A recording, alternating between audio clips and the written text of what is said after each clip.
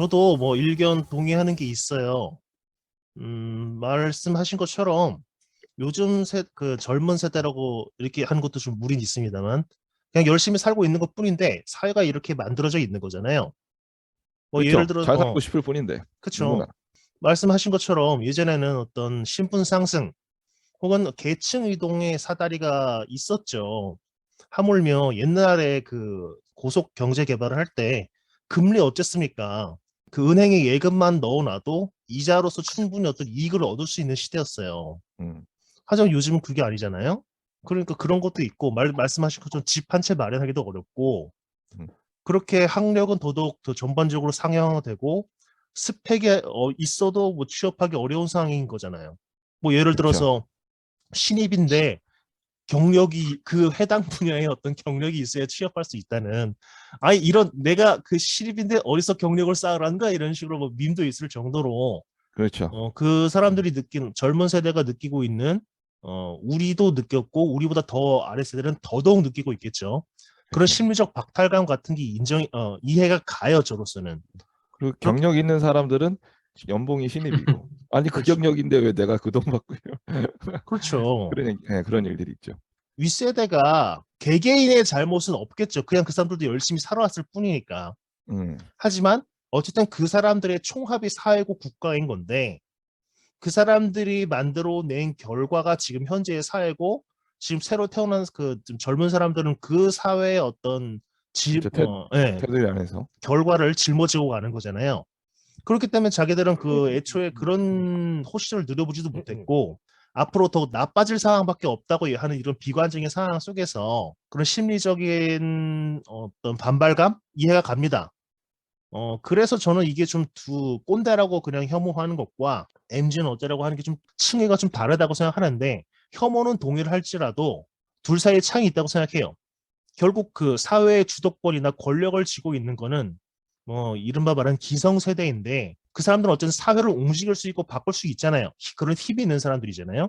그렇죠. 그렇기 때문에 윗세대 뭐 MZ는 이래 이런 톤이 뭐 꼰대는 어때라고 하는 것보다 더 폭력적이고 더 위험하다고 생각합니다. 음, 예.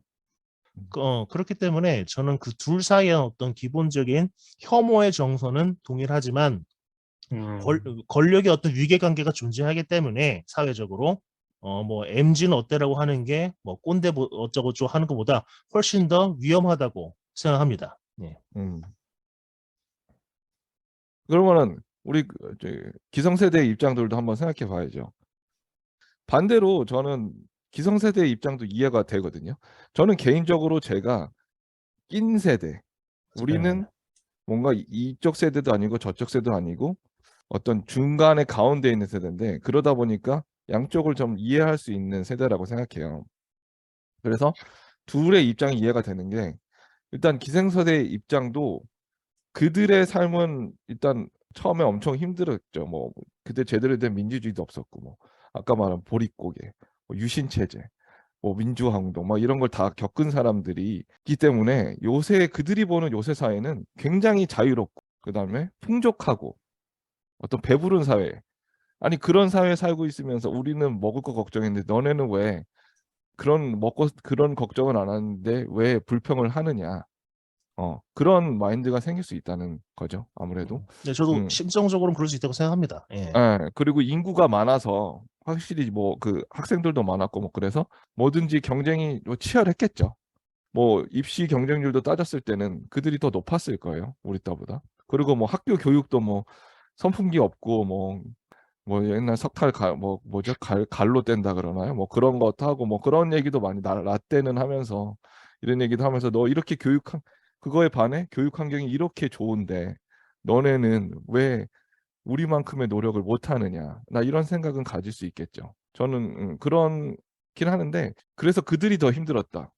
이렇게 말하고 싶지는 않아요. 왜냐하면은 제가 좋아하는 만화 중에 이제 허리케인 조라고 있는데요. 예. 거기서 그런 예가 있어요. 이 주인공 야부키조가 싸우는 상대가 어떤 전쟁 고아입니다. 근데 야부키조는 체중 감량의 문제에 지금 직면해 있어요. 인제 체중이 너무 안 빠지는 거예요. 인제 아직도 성장 중이라. 근데 짜낼 대로 짜내도 안 빠지는 지금 개체를 통과해야 되는데 그런 지금 위기를 닥쳤고 상대방은 전쟁 고아라 아주 그냥 뭐죠? 이제 위도 줄고 뭐 이래서 더 이상 몸에서 받지도 않는 그래서 체중 관리가 굉장히 잘 되는 그런 거거든요. 근데 그 둘이 좋아하는 그 장면이 있어요. 그 둘이 좋아하는 장면에서 너는 나는 야 이런 전쟁 겪고 이래 가지고 체중 조절 할 필요도 없어. 나는 이런 각박한 상황에서 이렇게 하면서 권투 여기까지 만들어낸 거야. 지금 그 사람이 동양 챔피언쯤 됐나? 만들어낸 거야. 이러니까 그 사람은 이제 주인공 야부키조는 자괴감이 든 거예요. 그러니까 '아 뭐지? 나는 뭐지?' 막 이런 막 그 풍족한 데서 왜 몸 관리도 못하고 뭐 이런 자괴감이 드는데 그 가장 중요한 게 뭐냐면 제 생각에는 이 환경이 그럴 수밖에 없는 환경이었던 거잖아요, 전쟁 같은 경우에는. 그러니까 그렇죠. 그 사람은 그렇게 될 수밖에 없었던 거고 그리고 반대적으로 이 사람 풍족한 사회에서 자기 이주로 다이어트를 하고 체중 관리를 해야 되는 거는 어떻게 보면은 환경이 반대인데 나는 그 안에서 뭐를 만들어야 되니까 그게 더 힘든 부분이 있거든요. 그러니까 이거를 다시 우리 사회 현상에 대입해 보면 그들은 일단 먹을 거와 어떤 의식주를 해결하기 위해 달릴 수밖에 없었죠. 그런 환경이었고 그것이 해결되면 그들에게 행복감을 충족을 시켜줬던 그런 거죠. 그러다 보면 좀 성공도 따라왔던 거고. 근데 여기서는 지금 사회에서는 어떤 의식주의 충족이 행복을 주지는 못하는 거죠. 예. 물론 그런 것들이 풍족한 사회지만 그렇기 때문에 뭐랄까요? 어떤 그들의 힘듦이 더 뭐랄까요? 어려웠다. 더 고생했다. 물론 고생은 많이 하셨지만 뭐랄까 그들의 그런 경험 때문에 젊은 세대들이 이렇게 당연시 보는 거는 쪼끔 뭔가 그럴듯한 설명은 되지는 안 되는 것 같아요. 되지는 못하는 것 같아요. 기성세대 입장은 이해가 되지만. 근데 저도 좀 부연 설명 혹은 뭐 제 의견을 말씀드리고 싶은 게 당연히 뭐 절대적인 기준이라고 한다면은 뭐 객관적인 기준을 따진다고 하면 당연히 그때가 어려웠죠. 뭐 끼니를 걱정하고 생계를 걱정해야 됐으니까. 하지만 그 기성세대 혹은 윗세대 어른들한테 따지는 게 아니라 좀 이런 말씀을 좀 드리고 싶은 게 있어요, 개인적으로. 그분들이 정말로 개인을 위해서, 가족을 위해서, 국가를 위해서 그렇게 열심히 불철주야 노력해서 지금의 대한민국을 이룬 건 맞죠. 근데 그분들이 물론 그거에 대한 자부심을 갖고 나는 이랬는데 왜 너희들은 이렇게 열심히 노력하지 않아라고 하는 그런 그게 옳고 그름을 떠나서 그런 심정적인 그런 것도 이해는 갑니다. 왜 그런 생각이 드는지는. 음. 하지만 결국 그들 가족이 그들의 후손들이 열심히 먹고 살 수 있게 행복하게 살 수 있게 하기 위함이었잖아요. 그쵸. 예. 근데 어느 음. 정도 이제 그걸 이뤘음에도 불구하고 그 사람들한테 그걸 강요하라는 거죠. 음. 그게 상충되는 거예요. 모순되는 거예요. 나는 내 음. 자식들과 후손들이 행복하기를 바라서 그렇게 열심히 노력해가지고 뼈 빠지게 일해서 이렇게 만들어 놨는데 음. 그러면 그들이 그걸 누리고 행복할 수 있게 해야지 왜 우린 이랬는데 너희는 안 해라는 거는 음. 보상심리 그 이상 이하도 아니라고 생각을 하거든요. 예. 뭔가 군대 같은 얘기인가요? 그렇죠. 그런 악습이 이어지는 가장 음. 보편적인 유형인 거잖아요. 음. 그래서 그런 좀 접근은 좀 필요하지 않을까 싶어요. 사회적으로도 왜 이렇게 대다수의 사람들이 그런 의식을 갖고 있는지에 대한 어떤 학문적인 연구도 필요할 뿐더러 그걸 넘어서 그분들 개인적으로도 자신들이 이룬 성취에 대한 어떤 자부심을 갖고 다음 세대, 자식 세대가 다른 세상을 좀 더 자유로운 세상을 살기를 바라는 마음으로 좀 너그러운 마음을 가져주셨으면 좋겠다는 생각을 해봅니다. 네. 근데 저는 약간 생각이 다릅니다. 음, 어. 아니, 다르다기보다는 지금 MZ 세대를 얘기하는 거잖아요. 그쵸. 근데 이전 세대를 6.25 보릿고개 이렇게 좀 흔히 말하는 산업화 세대로 가는데 음. 그분들은 좀 이번 MZ 세대 논란이나 이런 데서 약간 논외로 하고 지금 전에 MZ 세대들의 부모 세대들은 민주화 세대거든요. 그죠. 86세대죠. 음. 예. 예, 참 흔히 말하는 86세대나 좀 빨리 보면 X세대 자식들이 이제 MZ세대로 묶이는 건데, 그분들도 그러면 우리 그 자식 세대들, MZ세대들한테 산업화 세대가 그 자식 세대의 민주화 세대한테 했던 것처럼 어떠한 자신들만의 방법이나 성취 방법 이런 거를 강요하느냐. 그걸 한번 생각해 봐야 되지 않을까. 음. 그건 좀 강요하는 측면은 당연히 있다고 생각을 합니다. 그분들을 따지고 보면 민주화를 위해서 개인을 희생했고, 그렇죠? 그리고 지금 우리나라와 경제, 사회, 정치에 거의 헤게모니를 쥐고 있는 분들이 그런 86세대와 그 X세대 분들인데, 그렇죠? 이제 그분들이 자식 세대들에게 할 수 있는 게 나는 이렇게 민주화를 위해서 고생을 했, 공동체를 위해서 개인을 위해 희생을 했다. 근데 너희들은 왜 공동체의 이런 조직에 대해서 권리라기보다 너희들을 포기할 수 있는 부분을 포기하지 않느냐. 근데 그런 부분이 지금 일어나고 있는 흔히 꼰대 세대와 MZ 세대의 충돌 지점이라고 생각을 하거든요. 음. 그렇죠. 그리고 네. 좀 X세대 분들은 좀 개인적인 성향이 강하다고 생각을 해요. 근데 그분들도 X세대였을 때 얘기지. 자식들이 생기고 부모가 세대가 생기면서 자신들의 생존 방식을 어떻게든 그거를 좀 되물림을 하는 거죠. 근데 그게 이전 86세대와 뭐가 다르냐? 우리나라의 커다란 변곡점이 IMF가 있었단 말이죠. 그분들은 대학을 졸업하려고 이제 대학을 졸업만 하면 무조건 취직할 줄 알았는데 IMF가 음. 터지고. 그럼 생존 경쟁을 다시 하게 되고, 그러면 경쟁이라는 그런 생존 방식을 체화를 하고, 그걸 자식들인 MZ 세대들한테 이제 이렇게 우리나라 사회는 경쟁 사회니 이렇게 해야 한다. 경쟁에서 이겨야 한다. 이제 음. 그런 게 된 거죠. 근데 MZ 세대들의 성향은 좀 이제 이런 게 섞여 있는 것 같아요. 경쟁을 정말 자연스럽게 받아들이면서도 근데 또 공동체를 위하기보다는 개인을 더 위하는 거고. 근데 이제 MZ 세대들이 사회에 나오면서부터 이 세대 간의 충돌이 시작되는 거죠. 이게 몇 년 된 것 같은데 조직 간에서도 흔히 말하는 회식이나 6시 칼퇴 그런 논쟁이 있잖아요. 9시부터까지 출근인데 9시 전에 와야 되냐.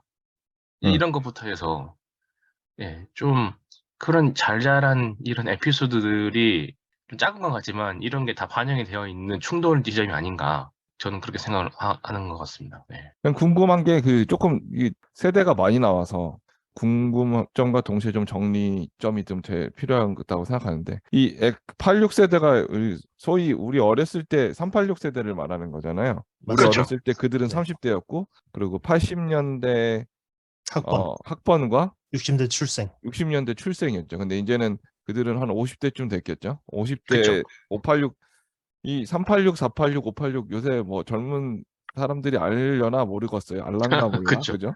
옛날에 286부터 시작해서 컴퓨터 어쨌든 그런 사람들이 이제 86 세대로 지금 소위 불리고 있고 그다음에 X 세대는 그러면은 그 IMF가 터졌을 당시에 저는 그 당시에 중학생이었던 것 같았는데 그 당시에 그들은 우리보다 조금 윗세대 그러니까 대학을 졸업하는 그렇죠. 시점의 세대 사람들을 X세대라고 말하나요? 네. 흔히 말하는 저희 뭐 삼촌? 음. 삼촌쯤 되지 않을까요? 저도 옛날에 X세대를 많이 듣긴 했는데 저보다 내가 X세대야 라기보단 나보다 조금 위에 사람들을 X세대라고 저도 좀 뭐랄까 생각하는 경향이 있거든요. 한번 이렇게 조금 지금 우리가 대화를 나가면서 필요한 게 같은 게 우리가 사실 그 세대에 어떤 세대의 말이 있었나 좀 재미삼아 제가 생각한 부분이 있는데 우리가 옛날에 신세대란 말이 있었고 그다음에 X세대 그다음에 N세대 그리고 심지어 Y세대가 또 있더라고요. 있었죠. Y세대는 저는 좀 거의 이거는 인정을 못 하겠어요. 왜냐면 그만큼 많은 사람이 별로 없을 것 같아서 사회적인 뭐랄까 반향을 일으키지 못했고 그리고 Z세대 뭐 G세대라고 하는데 그리고 심지어 지금 이제 아까 말한 386 세대가 있는 거잖아요. 그러니까 86 세대죠, 지금은. 저는 지금 그거 좀 따라가기 조금 벅찬 게 있어서 듣는 청취자분들도 이런 게 저 세대는 무슨 세대인가 이런 걸 조금 궁금해할 수 있지 않았을까 좀 생각을 해봤어요. 음. 그래서 N세대는 제가 N세대에 해당되는 것 같은데 N세대에 대한 좀 구분을 좀 아시는 분이 있나요? N세대가 보통 인터넷 그쵸? 그런 어, 그쵸. 인터넷, 넷에서 온 것 같은데 넷에서 온 거는 맞아요. 그다음에 Y세대가 있는데 뭐 네트워크 이런 뜻 같은데 그냥 굳이 어, 저희가 IMF 이후에 이제 90년대 8년 뭐 9년 이쯤 때부터 인터넷망이 깔리기 시작하면서 인터넷이 초고속 인터넷 그렇죠. 그때 깔리면서 음, 그때부터 이제 인터넷을 자유자재로 활용하는 어, 주로 활용하는 그런 세대들을 이제 N세대라고 했겠죠. 근데 저희도 90년대부터 PC방 다니고 그랬으니까 N세대도 맞죠, 저희도. 그렇죠. 저는 개인적으로 이제 그래서 세대 구분이 이렇게 너무 많으니까 저는 이게 좀 더 좋지 않을까 생각하는 게 있어요. 제가 기존적으로 생각했던 게 결국에는 지금 저는 디지털이란 말을 좀 하고 싶은 게 이런 인터넷 그런 것들을 언제적에 접했느냐에 따라서 그 사람의 어떤 성향이 그런 게 굉장히 극명하게 나뉘는 것 같거든요. 그렇죠. 그래서 예. 그러니까 우리 세대 같은 경우에는 뭐 한 중학생 때부터 인제 집에 "야 우리 집에 드론넷 들어왔어. 우리 집에 ADSL 들어왔어." 그러면 막 난리 났었거든요. 저보다 좀 어린 친구들은 초등학생이 막 들어왔다. "우리 집 앞에는 큰 도로가 있어서 그게 못 들어온다네. 3년 걸린다네." 막 이런 막 얘기가 있을 그렇죠. 정도로 아파트가 빨리 들어왔죠. 그렇죠. 아파트가 빨리 들어오고 막 엄청 부러워하고 속도가 엄청 빨랐으니까 당시에. 근데 그때가 진짜 어떤 새로운 시대의 도래? 우리들한테 그랬지만 역사적으로 큰 중요한 시점인 것 같은데 이런 광통신 같은 거를 집에 깔리면서 어린 나이에 그런 것들을 경험한 세대 뭐 컴퓨터, 인터넷, 디카, 핸드폰 등 이거는 결국 디지털 세계의 진입이라고 생각하고 이거를 나중에 나이 들어서 한 사람들은 이거에 대해 뭐 그 세대에 포함되지 않다고 생각하고 그래서 이 유아 때부터 컴퓨터나 폰이나 이 패드나 만연한 세상에 태어난 사람들은 전 사고가 다를 수밖에 없다고 생각을 하거든요. 그래서 그렇죠. 지금 이런 일들이 지금 벌어지는 거고. 예를 들어 우리 같은 수업을 들었을 것 같은데 마샬 맥루한이라는 사람이 있었잖아요. 그런 사람이 이 얘기한 것이 이제 매체 철학인데 그 사람이 했던 핵심적인 요소 중 하나가 뭐 구텐베르크 금속 활자였었나요?